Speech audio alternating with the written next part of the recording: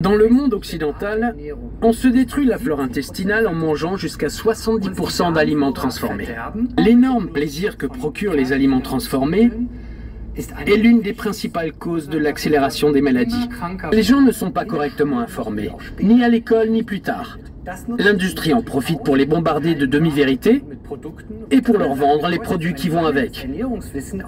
Ce manque de connaissances nutritionnelles présente le danger de développer certaines croyances qui peuvent mener à la malnutrition, à des carences et à des troubles du comportement alimentaire. Un quart de la population a la flore intestinale perturbée.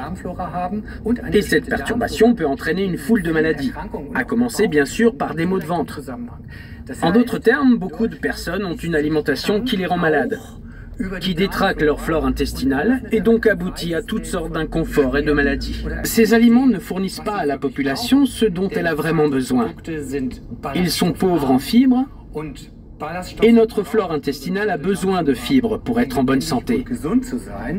C'est bien ça le problème. On prend de plus en plus conscience du fait qu'il y a beaucoup de produits chimiques dans les aliments, entre autres choses, et qu'ils provoquent toutes sortes de réactions désagréables, des démangeaisons, des problèmes digestifs.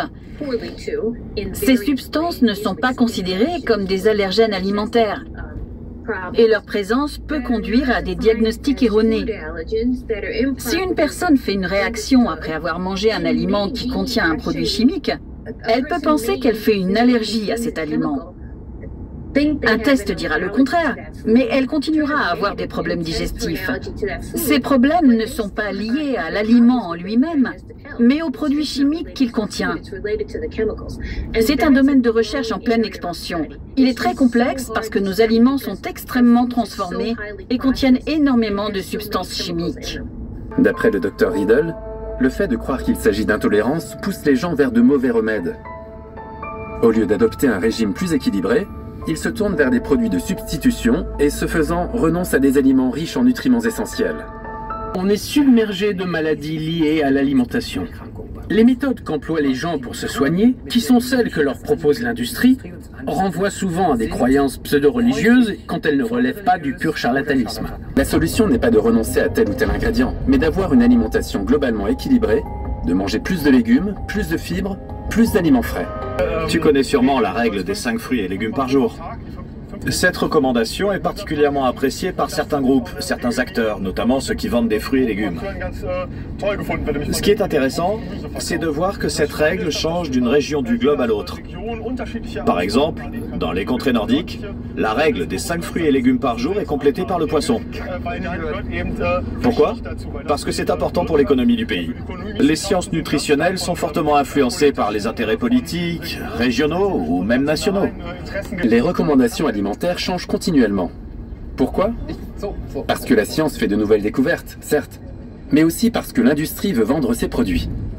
En fait, on a modifié notre microbiote intestinal, les milliards de bactéries qui vivent dans nos intestins. Nos ancêtres avaient un régime alimentaire riche en fibres et dépourvu d'aliments transformés. Le changement est colossal. Les microbes, minuscules et dangereux, ils contaminent les endroits les plus sales. Mais ce sont aussi des alliés qui font partie de nous. C'est même dans nos excréments qu'on trouve leurs principaux représentants, les bactéries intestinales. Sans son microbiote, l'être humain ne survivrait pas. Dans et sur le corps d'un seul adulte vivent plus de micro-organismes qu'il y a d'humains sur la planète. Et même 3750 fois plus. Notre microbiote est très varié, complexe et spécifique à chacun. Et il est lié au microbiote du monde extérieur. La bonne santé de nos colocataires invisibles dépendrait de tout le monde vivant qui nous entoure. Alors si les conditions de vie sur Terre se dégradent, quel est l'impact sur notre microbiote et par conséquent sur nous-mêmes? À lui seul, notre système digestif héberge jusqu'à 2 kg de micro-organismes. Des microbes hyperactifs et surtout hyper utiles. Comme au sein de notre société, ils se partagent les tâches à effectuer afin que leur hôte, c'est-à-dire nous, continue de fonctionner.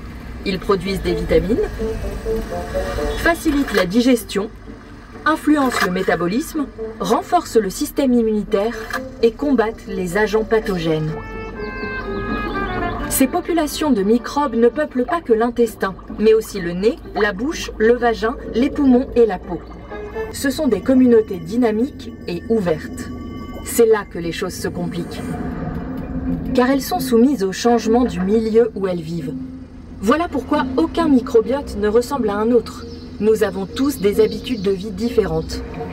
Les microbes qui nous entourent vont constituer et faire évoluer notre microbiote personnel. L'écosystème extérieur est essentiel pour nous, puisqu'il est le réservoir de tous les micro-organismes. Si on ne trouve plus certains microbes dans notre entourage, on ne pourra pas les recruter. Si notre milieu de vie est déterminant, alors le microbiote d'un citadin doit être très différent de celui d'un campagnard. La biodiversité bactérienne va encore s'appauvrir dans les années à venir, parce que l'humanité change. Une grande diversité est bénéfique à notre organisme et notre système immunitaire. Dans beaucoup de maladies chroniques, on observe une baisse de cette diversité. Chez les asthmatiques, on le constate dans les voies respiratoires, mais aussi dans l'intestin. Les gens souffrant d'allergies alimentaires ont une diversité amoindrie dans l'intestin. Or, une biodiversité riche est nécessaire à la création de réseaux complexes au sein du microbiote, auxquels participent des centaines de types de microbes. Un peu comme sur un chantier, il faut des ouvriers spécialisés si on veut construire un bâtiment solide. En l'absence de certains spécialistes, leur travail au sein du réseau n'est pas assuré et tout l'équilibre microbien risque de s'effondrer. On a tendance à oublier son existence, alors qu'il joue un rôle majeur. Grâce à son microbiote, l'intestin est le principal producteur de sérotonine, ce qui influence notre humeur. C'est ce qu'on appelle l'axe intestin-cerveau. On est en train d'essayer de décrypter son langage et son fonctionnement. Une autoroute d'informations biochimiques, du ventre à la tête et vice-versa. Elle est empruntée par les métabolites, de petites molécules produites par les bactéries et qui se propagent via les cellules nerveuses ou la circulation sanguine. On estime que 30% des métabolites dans notre sang sont d'origine microbienne. Grâce au séquençage, la génomique a permis de caractériser en détail les bactéries, d'appréhender toute leur diversité et de comprendre ce qu'elles sont capables de faire. Leur immense variété génétique permet aux microbes d'accomplir toutes sortes de tâches dans notre corps. Ça a repoussé les limites de la recherche. C'était incroyable de faire toutes ces découvertes. L'abondance de bactéries, leur diversité. Pour la première fois, on a pu identifier tous les microbes présents. C'est très utile pour nous de comprendre comment ces microbes maintiennent un équilibre entre eux, mais aussi avec nous. Il faut aussi comprendre ce qui se passe quand cet équilibre est rompu, puisque c'est là qu'on devient vulnérable à différentes maladies ou troubles. Sur des souris élevées en conditions stériles, on leur a administré des sels renfermant le microbiote de souris en surpoids. Elles sont alors devenues obèses. Puis, en leur transférant le microbiote de souris fines, elles ont retrouvé un poids normal. Quand on observe des peuples indigènes et qu'on compare la biodiversité de leur microbiote intestinal avec celle d'habitants de New York, par exemple, on constate d'énormes différences. On suppose que l'appauvrissement du microbiote est lié à l'urbanisation. Chez les peuples indigènes, on compte 700 à 800 différentes espèces de bactéries. Chez un occidental, c'est environ la moitié, 300 à 400. Notre microbiote intestinal dépend de notre alimentation. Ce qu'on mange, nos bactéries le mangent aussi. Et elles raffolent des fibres, qu'on trouve dans les fruits et légumes, les fruits à coque et les céréales complètes. Une alimentation riche en fibres contient beaucoup de glucides complexes. L'organisme humain ne peut pas les assimiler tels quels, mais certains micro-organismes dans notre intestin s'en nourrissent et les transforment en acides gras à chaîne courte. De petites molécules qui sont comme de l'huile dans les rouages de notre système immunitaire. Ces bactéries adorent les aliments complets et complexes. Toutes les fibres, qu'elles soient solubles ou pas, la pectine, les composés végétaux qu'on ne digère pas très bien, tous ces éléments sont absents des aliments industriels transformés, alors qu'ils sont essentiels pour entretenir la diversité de notre microbiote. Si ces bactéries avides de fibres reçoivent trop peu à manger, elles ont faim et se mettent à grignoter la muqueuse intestinale protectrice. Celle-ci devient poreuse, les bactéries passent dans les tissus et peuvent provoquer des maladies inflammatoires. notre façon de vivre, de nous nourrir, ce qu'on fait et l'environnement dans lequel on a grandi. Tout cela a une influence directe sur notre microbiote. Le monde des microbes dépend des limites planétaires. Et on constate que la pire menace pour la santé de notre planète n'est pas le changement climatique. En réalité, ce sont les substances chimiques, notamment les trop nombreux pesticides. Car les pesticides doivent leur action destructrice à leur influence directe sur le microbiote de la plante traitée. Le microbiote de la pomme compte 100 millions de bactéries, que l'humain ingère aussi quand il mange une pomme. Mais selon que celle-ci a poussé dans un verger bio ou conventionnel, il s'agit de bactéries très différentes. La culture sélective a modifié près de la moitié du microbiote de la pomme. Une pomme industrielle contient autant de micro-organismes que n'importe quelle autre pomme, mais leur diversité est réduite de moitié. Quand on la mange, on n'ingère que ce petit nombre de bactéries. Un autre exemple intéressant sont les crucifères, les choux. Autrefois, les choux étaient très amers à cause de leur glucosinolate, des substances qu'ils produisent pour repousser certains champignons ou insectes. Quand on mange du chou, les bactéries intestinales dégradent ces glucosinolates en différentes molécules.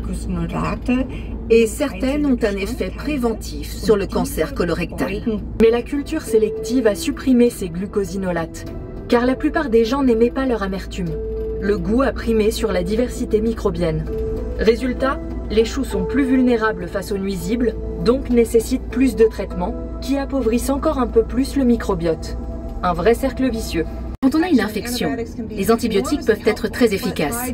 Mais des doses élevées d'antibiotiques, surtout ceux à large spectre, peuvent avoir des effets marqués et durables sur notre microbiote. S'ils sont administrés dès la petite enfance en particulier, ils peuvent avoir des conséquences à vie.